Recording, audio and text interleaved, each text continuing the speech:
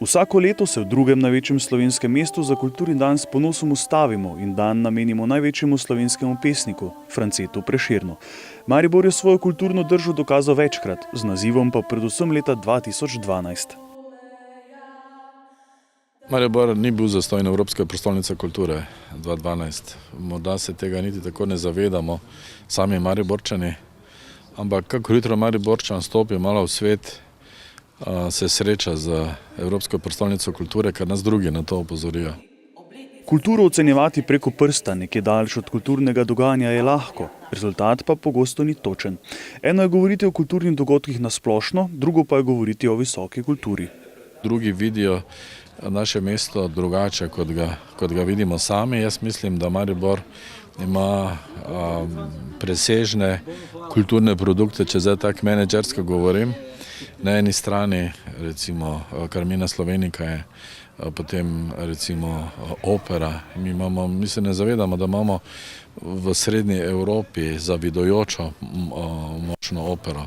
Zato tudi na primerah je čisto normalno, da ko so primere, so obiskovalci prihajajo od Zagreba do Dunaja. Ne? To pomeni, da tukaj nekaj pomenimo. Kulturni dan ali pa France Prešeren, zaradi katerega kulturni dan tudi praznujemo, za Slovence pomeni priložnost, ko stopimo skupaj. Jaz ne poznam, v čem bi se 5-6 Slovencev med seboj strinjalo. Ampak če jih vprašaš, kdo je največji slovenski pesnik, bodo vsi odgovorili Prešeren.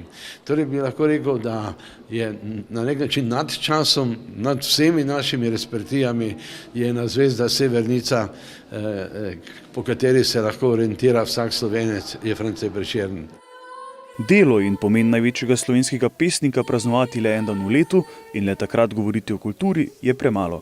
Letošnji nastop na občinski proslavi za kulturni dan je na temo ljubezni izvedla glasbena in dramska skupina 3. gimnazije.